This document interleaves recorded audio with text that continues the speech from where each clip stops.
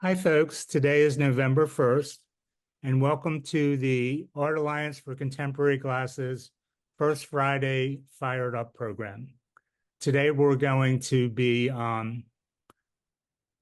featuring the artists Wes and Wesley Hunting, a father and son pair.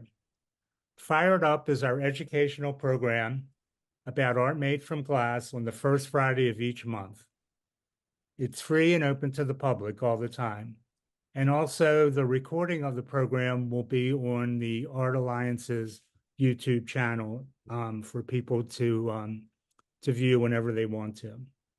If you enjoyed today's program, we encourage you to join the AACG and obtain access to our private online video library. We started doing programs basically virtually every Friday during the pandemic. So we've got hundreds of videos that are very interesting on our library.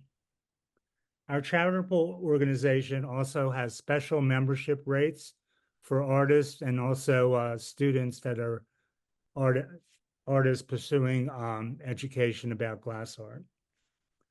I'd also like to make you aware that next year we have an incredible glass adventure tour for our members. We're going to Prague, Basel, and Amsterdam, including a river cruise, and space is limited. Please visit our website, which is AAC. Sorry, I can't search for videos on Apple Watch. There you go. Siri's talking to me. I apologize. The website is AACG glass.org for more information. So at this point, I'd like to introduce the Huntings, father and son team that share a glass studio in Wisconsin. They currently have an exhibition at the Philibom Gallery in Tucson and are traveling soon to St. Petersburg for an exhibition of their work and demonstration at the Duncan McClellan Gallery. So Wesley and Wes, please take over. Okay. Well, hello, everybody. It's an honor to be here. Want to put up an image there? Sure. One quickly, I'm sorry. Put your questions in the chat. And as the PowerPoint and the presentation progresses, at some point I may want to stop you and give you the questions that are there so far. Excuse me. Thank you. Well, thank you so much for joining us, everybody. My father and myself here are here to kind of explain what we do at Hunting Studio Glassworks. I think for the format today, we're going to start with Wes, the head honcho of the operation. Yeah, and dishwasher. Yeah. Resident camaraderie artist, as they say. So Wes, why don't you take it away? Why don't we talk a little bit about how you started the business? Well, I basically, first of all, I went to, born and raised in Cleveland, Ohio, and 1956. And I graduated from high school in Cleveland, Ohio at Brush High in 1975. So, which means actually 1974. So the first time I blew glass was at Hale Farm and Village. I was going to night school at Kent State, satellite school of Kent State University. And I started working, mowing lawns at this place called Hale Farm Homestead. And it's basically an early American tourist village, which, everything was, they had a glass blowing facility there. And one of the guys quit, and the owner that called me off, I was on a riding lawnmower, he pulled me off, he goes, get down there and help this guy.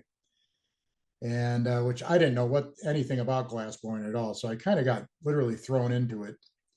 But I did it for a while, and I really started gaining some momentum. And fortunately, Kent State offered, one of the few schools at the time, this is in 1975, had a glass blowing facility where they would go to school. I don't know if you could get a major in it or not, but I was going to school for painting at first, and I switched over to glass. But here's some of my early paintings that I was doing. Very kind of dark and morbid and everything you would expect from a 20-year-old, And so, yeah, that went on, and Henry was great. I'm sure you want to hear about it, all his things, but it was one of the best places to go to school in the country. Here's a picture of my class: Jose Chartier, Matt Yankee, Mark Hartong, myself, and Henry. This is from about a year ago. I think we went down there to visit him. But anyways, the great thing about Henry was, he brought in all these visiting artists constantly. I wrote a little list here so I wouldn't forget anybody, but in 3 years I was there, I saw workshops with Marvin Lepofsky, helped him blow some of his work. Richard Marquis, this happened like all the time. Richard Marquis, I think, came twice. Dale Chihuly came and with Billy Morris, and they blew all summer, one summer. Michael Taylor took over the class for us for, I think, a summer and maybe fall, while Henry was on sabbatical. Bert Van Loo, an artist from Netherlands, I believe. Bud Hurlstone, who just passed away, who I always really admired as a glass blower, and many, many more. I can't remember them all. So that went very well. And after that, I saved up some money, and I wanted to go to a school in Penland, where I went down there. I got an assistantship, ended up working for Richard Ritter for a year, which is Richard pretty much taught me everything I know about making glass. I always enjoyed his work because I was never a really good glass blower. I like all the techniques and the Italian techniques and all that, but I really enjoyed using them more as elements and thinking of it as more of a canvas for my painting. I was heavily influenced by the color field. It was where I bore the name, the color field. That's what I call the body of work. It's just large, huge amounts of color, like Rothko, and these are all abstract expressionists from the 50s. But I was really into them, Kenneth Nolan, who else? Helen Frankenthaler, Franz Klein, these kind of people, abstract expressionists, but they called their work, a lot of them, color fields, deriving emotion through color, which is something that I've always really enjoyed. From there, you want to go ahead and start changing? Okay, so I moved to Chicago in, let me see, that was 1980. And after I got done working for Ritter, and my wife got a job teaching at the Art Institute of Chicago, graduate work. And I was ready to build a studio. I really didn't feel like going to graduate school. I'd rather take the money and spend it towards buying and owning my own studio space. So I built my own studio. I built all my own equipment. Very happy about it. It is one of the only pictures I have, but I built the whole thing for $5,000, which is pretty amazing, when you think about it these days. I mean, I don't even think you could even touch a glass blowing studio for under 20, 30 grand, but I'd take bed frames. I scoured the area in my van, driving up and down, looking for bed frames, which I used for people were throwing out for angle iron, and just scrapped anything I could. And I ended up building a studio, and it was pretty hard to do with all the local codes and the fire codes and all this we went through, but I did it, and I survived. At that time, this is the kind of work I started making there. And this is kind of the reason I'm showing you these. This is kind of the beginning of my color field blown work, okay? Go ahead. These were powders on a white opaline glass that I made, and then I'd roll them heavily in powders and then draw on them with cane decorations. And these were quite large for the time, probably like 14, 15 inches tall, which was huge, not by today's comparisons, but back then they were considered large. And then I ran out of the materials I needed to make the white glass, so I started doing these overlay pieces. And you can see go ahead. You can go through and see how they slowly grew. I mean, we're talking over a period of maybe 10, 15 years. Always been a very popular item. I mean, I've sold countless numbers of these, and they pay the rent on the studio, and the fuel bills, and I'm very proud of the fact that I have been surviving as a true studio artist all by myself for, it'll be 50 years next year. I will own my own studio and run my own business.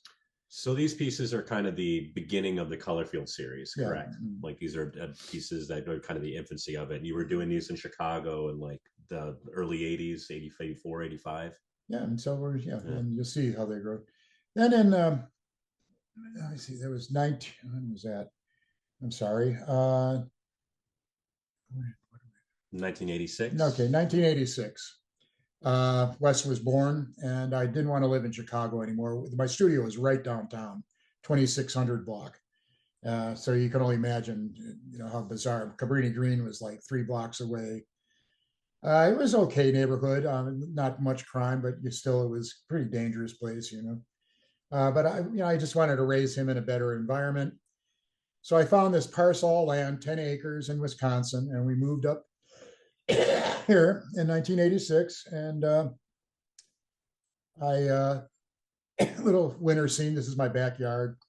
I love my property. It's my personal space that I can get away from everything, and that's originally why I moved up there, and I still do. Built most of my house myself. My studio, I built all my equipment. I've never purchased a single piece of equipment. Always built my own, just because that's what they did back then. No, you couldn't buy equipment. But I'm glad I did. And here's my studio, the hot shop part of it. I've got 3 big ovens. I have 2 large glory hole, small glory hole. My furnace, which is about 250 pounds, I think is what we run out of there. And everything you need to make hot work. If I can interject a little bit, that's one of the fascinating things of the father-son dynamic that we have working here. Before we go into the art part of it, the industry and the fabrication of equipment that goes into producing glass is incredibly intriguing, in that when the American glass movement was really kind of hitting the rubber on the road in the 70s, 80s, and 90s, there wasn't really a backing industry that was allowing glass artists to get this kind of equipment at a very easily, like a readily available circumstance. So a lot of these guys in my father's era were building all this equipment themselves and kind of literally figuring it out in real time and communicating with each other on what ideas would come to bear to produce equipment that functioned properly. We'll talk a little later on about how I interact with the business and the American glass movement at large now. But one benefit that I definitely have is being able to understand how this equipment is produced. When we're talking about burning these natural gas or propane and burning these gases correctly to produce an efficient flame to produce glass. I've always found that incredibly intriguing. My father being an incredible fabricator, as you can see, if you don't mind me going back, this is a furnace that we built in 2013. It's the furnace that we're still using now.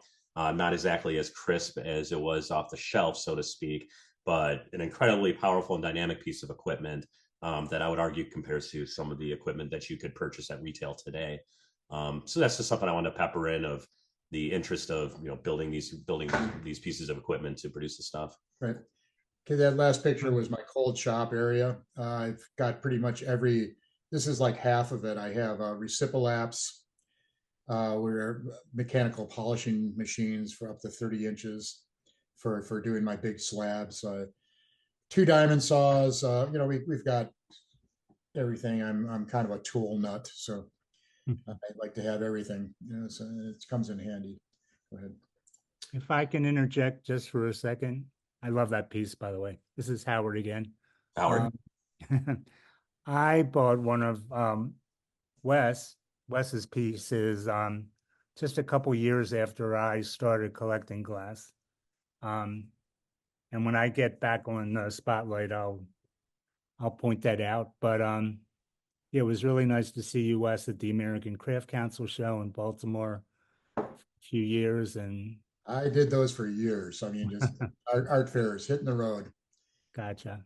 I remember Thurman Statham came up to me one time and he goes, "I totally respect you." And I was in awe because I always loved his work. And, it's like he came up to me and I was just a kid. And he goes, you guys are in the trenches, man.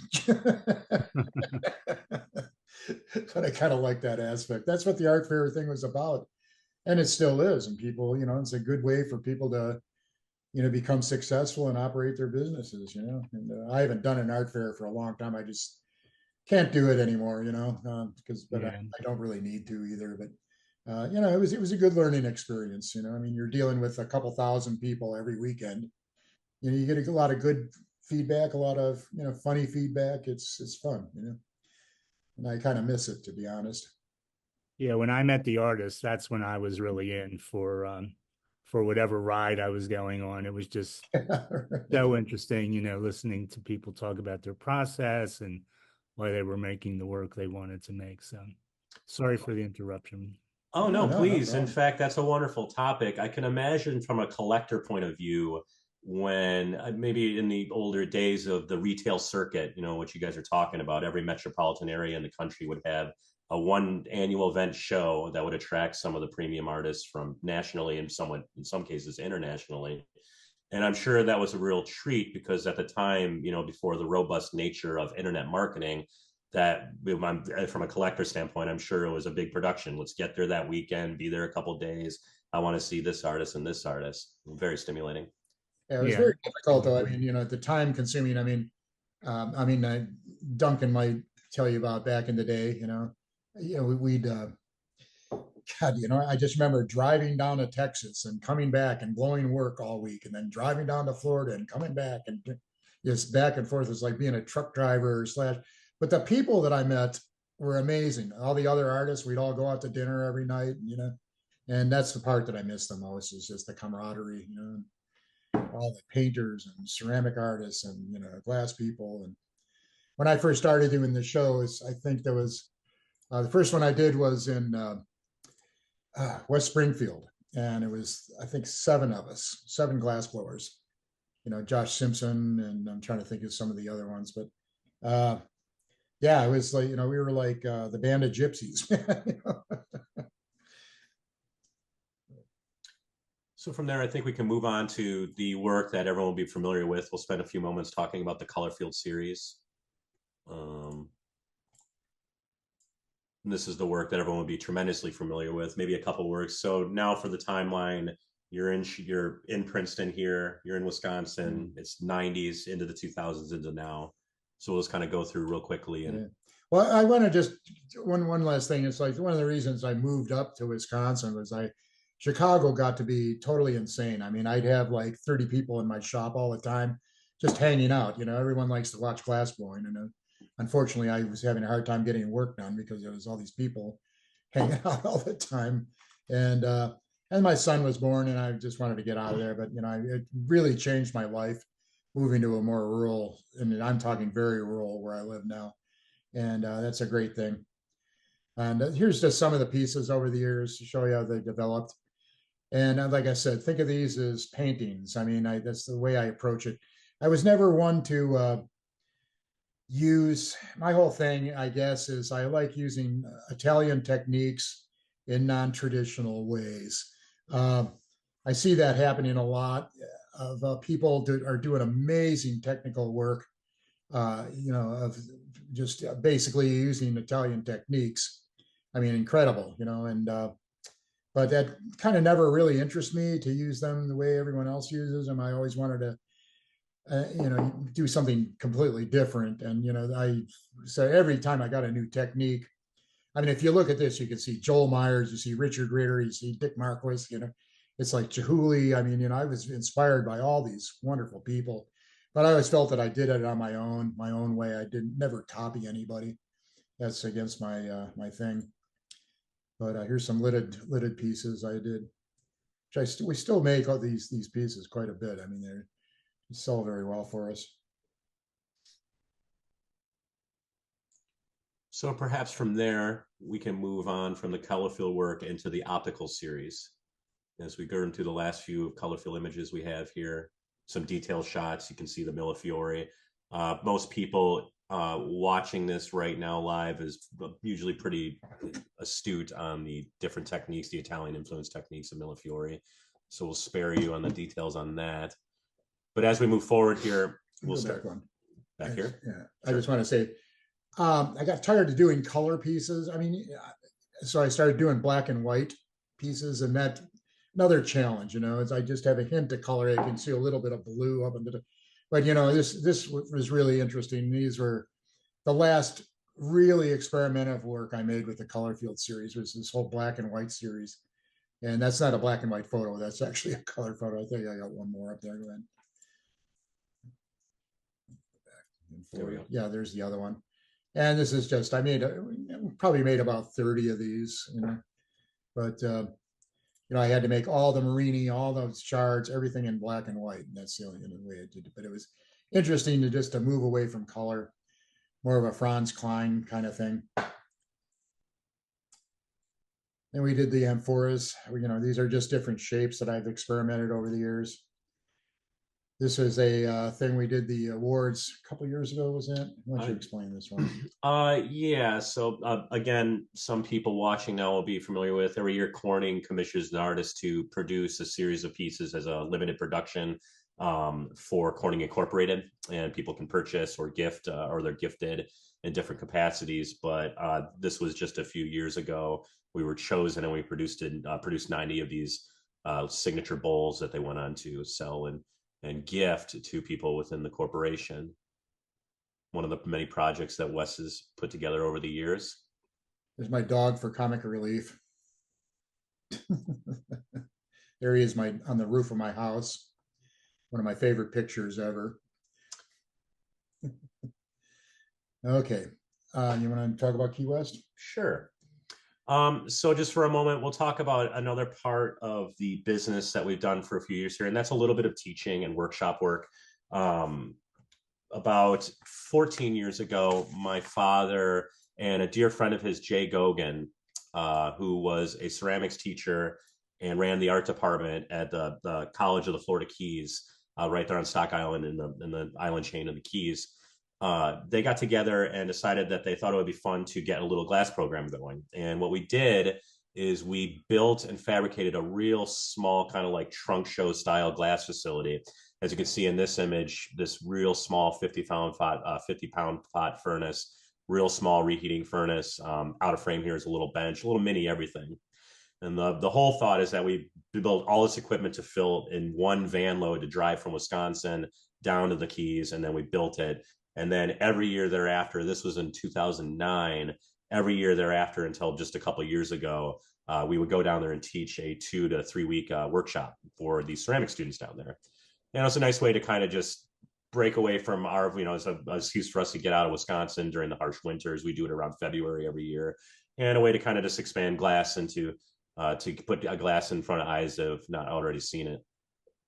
These are just kind of candid pics of the area. That's the view out the window of the glass shop. Yeah, that's a fun little thing, blowing glass out there in the sunlight. Literally, that little Tory gates just off on the horizon over here. Iguanas come in every once in a while and hang out. And, it's like lots of chickens. It's Key West.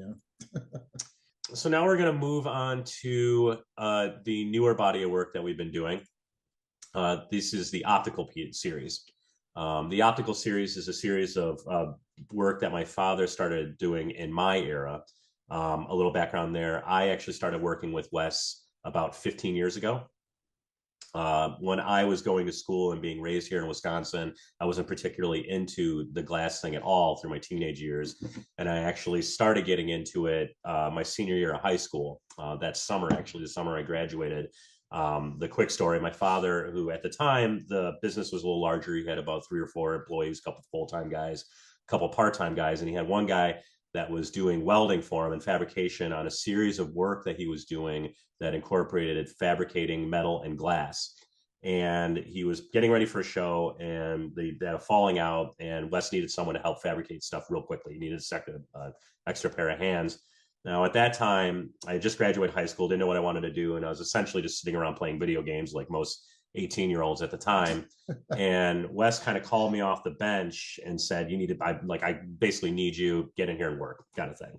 A little nicer than that, but that was generally the thing. We had a very big production going on, and we needed to get it done. So I got in there and I started getting really into it. He taught me how to fabricate metal, do welding, general, cleaning and things like that. And I started to get into it. And then while I was going to school, at Ripon College, which is a small college not too far away from us. I really wasn't sure what I wanted to do, so I continued to work with Wes. And at one point, I decided that I wanted to take a break from school and just work with doing glass work with Wes until I discovered what I wanted to do. And then ultimately, it's now come that I'm involved in the business. Now, bringing it to the case here, this is the first body of work that my father produced in my era. And I'll let him speak about it a little bit, in that it's heavily influenced by the color field work, but in an effort to push it into more of a three-dimensional atmosphere. Perhaps you can kind of speak on that a little bit. You know, I always liked the Millefiori and the Marini and the cane work, but it just, you know, I was getting bored with glass blowing. You know, I mean, it's like I did it a lot, you know, and I just wanted to get away from glass blowing. I mean, and to this day, I really don't like blowing glass anymore. Wesley makes all the color field work, you know, which is our production kind of thing, and that pays the bills, and you know, that's okay. So it frees me up to just experiment, design everything I want. Now these pieces they're all cups that I make and then cut them in half, which I'll get to that when I show my process. But yeah, I made a whole series of these crystal pieces, and these are probably like 15 inches tall, very heavy, you know, but they're all done on the end of a metal rod, you know, at the bench, out of a glory hole situation. And I just experimented with this, and it got me off to a good start, and I was really happy about things. And I wanted to add color to the whole piece at this point because I just wanted a tint of color. Couldn't figure out how to do it, what I did. So these were done by blowing a cup of the color, like this blue one, for instance. So I'd make a blue cup about maybe 15 inches tall and 8 inches wide. I heat up the mass with all the information in it and drop it inside the cup, then punny it up and form it. The only problem, go ahead. The only problem that I was having, I still couldn't do the scale that I wanted to see these. I mean, they were getting heavier and heavier, and it was getting really silly. I was just racking my brain. There's got to be an easier way to do this and get the scale I want, which it kind of brings us to where, go ahead. I did a whole series of these black ones, the same process where I drop it and then facet it back to expose the interior.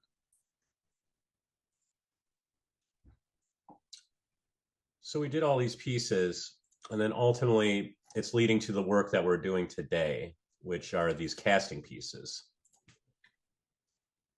Yeah, there's the first one of these that I did. It's probably about 6 years ago, 5-6 years ago. And then, COVID hit, and I kind of just didn't want to do anything. I mean, it was very difficult. I didn't get through COVID very easily. I was bored out of my mind and didn't feel like doing anything. And could you, excuse me for one sec, would you mind talking about the scale a little bit? Absolutely. These go between, I don't know, 18 to 24, 25 inches. Yeah. And as Wes was alluding to before, the challenge with the optical pieces is that we wanted to do these really large, crystal, heavily detailed pieces, but at a larger scale. So in lieu of doing the freeform glass blowing, the studio glass forming, as Wes was alluding to, we moved on to casting. And that process is more liberating, and that we're able to kind of really, stack these things or make two pieces that are in one, or make these things at a much grander scale. As we'll move through some of these newer ones that we're showing. Yeah, I'd kind of like to plug the Bergstrom Museum. A couple of years ago, it's got to be almost 3-4 years ago now, they had an art fair, and which I love to do. And I like so we ended up doing that, and I won first place. And one of the prizes is, and it's still going on, is you get a show at the Bergstrom, which is, who doesn't want a museum show, right? So I went for that, and I won it, and I did the show, but I was just going to show my older work and just continue it. And I thought, this is a good opportunity to take a risk, because I really didn't have these figured out at all yet. Technically, there's a lot of technical stuff going on here that really hasn't been done before. So, I just kept on pushing this, and I ended up making a dozen pieces for that show, which was a great experience because that was the drive I needed to get off my butt and do these things. Because it was, we did all these pieces, 12 of them in a year, which is difficult considering most of them have to be annealed for up to 14, 15 days. They're like 4 to 5 inches thick. They weigh, got anywhere between 45 and 80 pounds, I think was the biggest one we did. But still experimenting with this. And like, I just love the detail. I'm doing it. I did this pyramid piece, which I always really like. This is probably about 15 by 15 by 15. Exactly right. Yeah. And these are kind of just gestures of bottle forms that I've been just playing, abstractions, getting back to the vessel in kind of a roundabout way. Duncan has this piece right now. It's one of my favorites. Yeah, so now we're moving on to slides of some of the newer ones we've been doing. These are featured primarily at 2 galleries right now, one being with Allison Harvey over there at Philibon Glass at Tucson, and also coming up here with Duncan McClellan. We're doing a show this weekend, this next weekend here, that features a couple of these pieces as well. This is kind of where we're at in real time right now with this work. We've kind of really homed in to incorporating a little bit more physicality to it.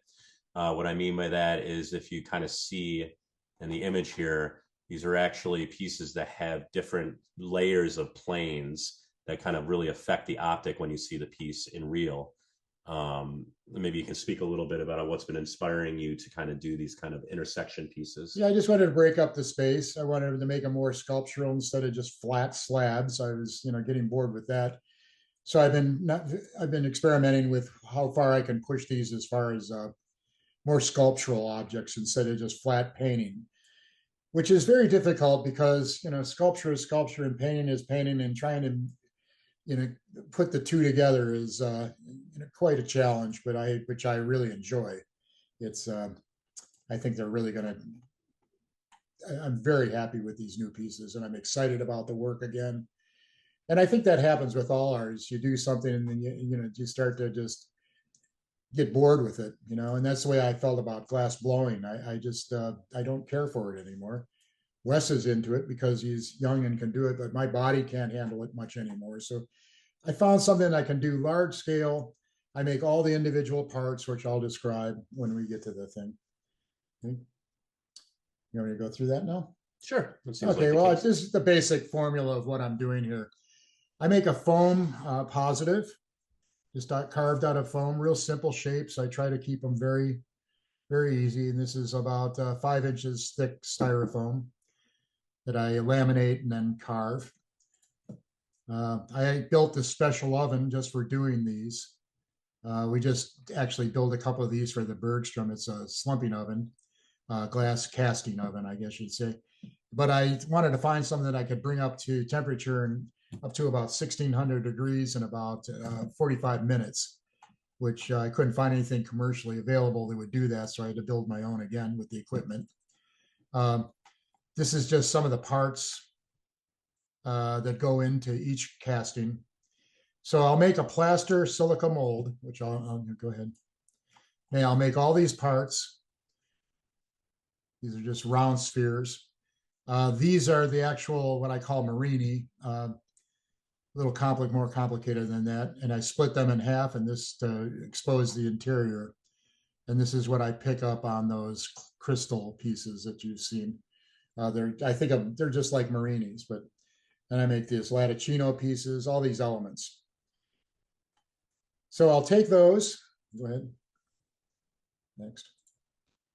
And I'll make these plaster molds, then they go in this oven. I'll put these in there, I'll put them in while it's cold. And then I'll bring it up to a certain temperature and let them very, very, very just slump in there. And basically the challenge here is to not trap air bubbles, which I'm getting very, very good at. Are big, it's just by the way you put the pieces in there. Here's a piece that is kind of what they look like while it's still hot. It's probably 1200 degrees or so.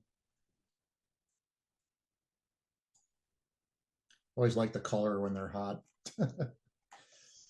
It's a detail of one of the castings Yeah. after it's cooled down. So now we've kind of given you a little bit of an explanation of the process that we're doing to produce these large scale castings. Is there any questions? Does anybody have any? It'd be a good time.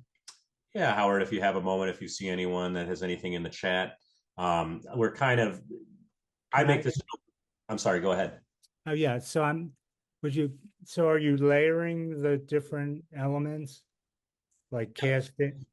Yeah, in fact, why don't we use this image as a proxy here? So you had seen in the previous images that Wes kind of produces these smaller elements, for lack of a better term, these little kind of paperweight-esque kind of objects, he forms them into these tier shapes, we were looking before, these various kind of like geometric forms of some kind with different decorations of Italian-inspired millefiori and Latticino and all that. And essentially what he does is he layers them as you're kind of putting together, Howard, layers them and puts them amongst the areas of these molds and kind of stacks them. So when they're just ready to be fired, they kind of look like little rock cairns. They're kind of put in there in a way where he, over the time of doing these, has the experience of knowing how they're going to interact with each other when they melt. This, I would argue, is the most I would say skill orientated, if not, as we've been discovering this together, frustrating part of doing these pieces.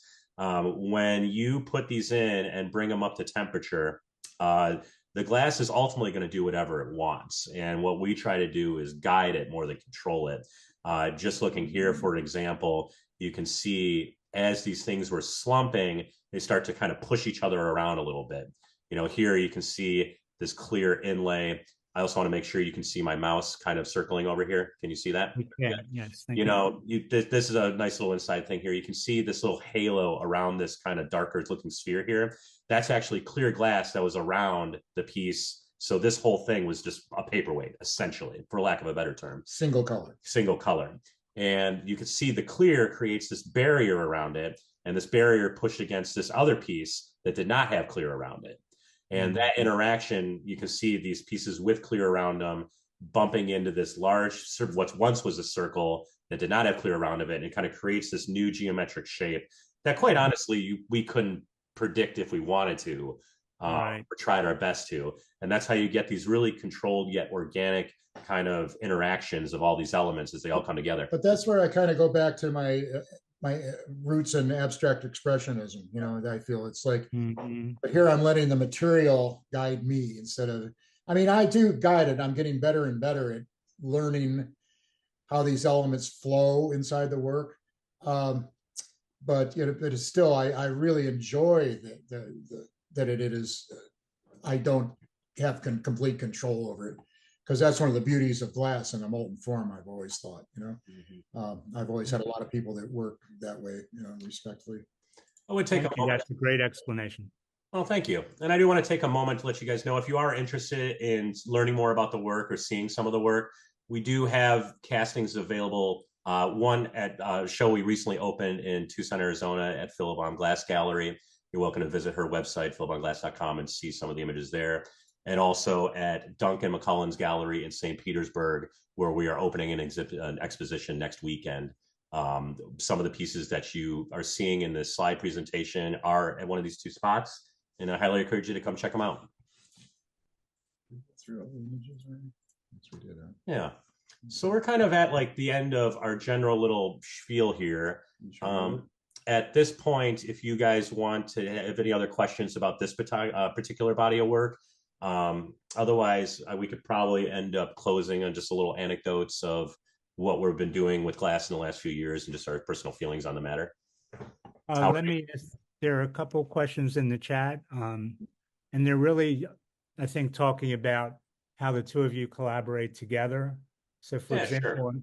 on some of the castings, are you both making some of the elements, or trying to figure it out together? How absolutely, it's been a father-son team effort, which is great.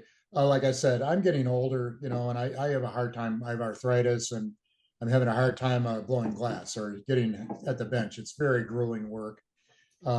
and I did it all my life. So my body's my joints are shot. Glass blowing wrecked my body. Let's put it that way. Sorry. And anyways, but not to sound morbid, but yeah, but so Wes, he can make the parts, I mean, and we discuss which has worked better. So we do these castings. We both, I take photographs before and after and see what happens, and it's a true learning experience. I mean, I'm boldly going where no one has gone before. I'm really enjoying the way the elements flow into each other and trying to control that as much as I can. Does that make sense at all? Absolutely. And I certainly get it, being right beside you there. That's definitely something I've been blessed with, to spend so much time with my father, who's been functioning in this capacity for years and years and years. A little bit about how we've been making this dynamic work for us. As Wes has alluded to, the physicality of it is a little consuming and can definitely be a little stifling at times, though we've worked out a process of where we kind of communicate with each other. Perfect example, one of these castings will start off something about Wes drawing it out, kind of getting his mind wrapped around what he wants to do internally, and then giving me direction in that, produce some of these elements or produce cane to in so-and-so color for something that he wants to do. Not to take away for a second, I think he's downplaying himself a little bit in the sense of the castings are actually a real forgiving way for him to produce smaller objects that aren't so physically demanding. And it's ironic that you're actually producing the biggest work you've ever produced in your life, but in such a sharp way that it's kind of happening that you don't have to abuse your body as much. My girlfriend always referred to me as a short on brains, but a terrific dancer. No, I really enjoyed. I tried actually retiring a couple of years ago, but that didn't last long. I mean, I don't know what to do with myself, which is a problem. I'm trying to relax. I don't know how, but anyone that's been in the glass field, I think for this survive for a number of years, gets that, it's a life experience, which is one of the. So are you producing some of your work that's essentially yours without your dad's? Yes. Oh, yeah. In addition to that, yeah. So the way we kind of run the studio now, the color field work, which is certainly my father's design, we kind of produce that together, in that it's a body work that's already designed. So it's not really something that needs to be more like existentially thought out. So we kind of produce that in tandem with each other. Admittedly, lately I do more of the physical day-to-day labor on that, but that's kind of our thing as we share it now. Now the castings is certainly Wes's thing, and he kind of creatively directs that work. And then my angle on that is I have a body of work that I'm working on as well. I'll go ahead and get this shared here in a second, if you don't mind. Sure. Some of my people that are familiar with us will have seen these before. This is a series called the Remnant series. These pieces are made in stark contrast of the color field work, in that, my father certainly is really hot on surface decor and really, really intricate design work on traditional forms. These pieces are kind of conceived in the opposite direction. We kind of playfully joke that there is a little bit of father-son kind of teenage angst dynamic there when we kind of talk about this. But I found myself, certainly not with that in mind, designing these pieces that are really stimulating sculpturally. I would certainly concede that the surface decor is pretty elementary, and that's by design. I think that these pieces are so complex physically and in form that I want to keep the surface really muted to distract from the final thing. So as we scroll through a couple images here, you can see my concept is I'm taking these really simple forms and kind of cutting them apart cold, doing a lot of cold working, and then putting them back together in these really stimulating shapes, really influenced by rock cairns. You can see these sculptures, kind of take up little figurative designs and things like that. One thing my father has talked about in terms of sculpture design that really stuck with me when I was younger is creating a piece that's really stimulating as you're walking around it. And that's really kind of a tricky thing to do and bring to bear when you're designing work. And I really like, with that in mind, I really like these pieces because with these really kind of thin joints on top of, really large objects, you kind of get the impression as you're walking around this in real three-dimensional space that these things are like not exactly solid, like they're almost like they're going to move at any time. And I always thought that's really interesting. I kind of I like the idea of someone looking at one of these pieces, kind of turning their face away from it and getting that instinct, like, ooh, that thing looks like it's going to tip, kind of thing. Like, I think there's something kind of playful about that and kind of teasing the observer. This one's another good example of that. You can see that I keep these really thin joints here that kind of assemble and kind of give these things, real lift, as if it was going to, this piece in particular, as if it's going to fly off the piece. One thing I really appreciate about my son's work is that, it had been very easy for him just to copy me, and continue with, because I taught him most of the techniques that he's uses. I taught him how to blow glass. So, but he's made it his own.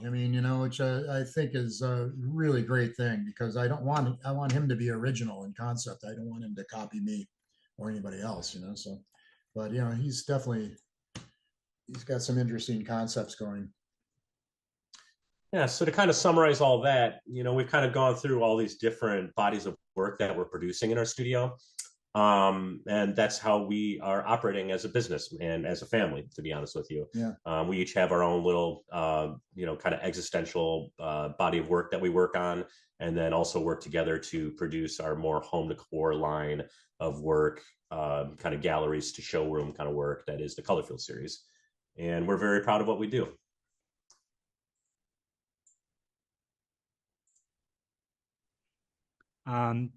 Please, if there is anyone else that has some questions before we stop the recording, please feel free to unmute yourself and ask Wes and Wesley your questions. Let's pause for a couple of minutes. Sure. You guys did such a great job. Apparently, there are not very many questions. Either that, or we're just not interested. No. Come on, everybody, wake up. I do appreciate everyone that's never met us before joining us today, but I do see some familiar faces, and I'm absolutely sure that there's some people in the room here that know both of us together could be quite long-winded. So we appreciate you bearing with us today. All right, Linda, why don't we stop the recording, please?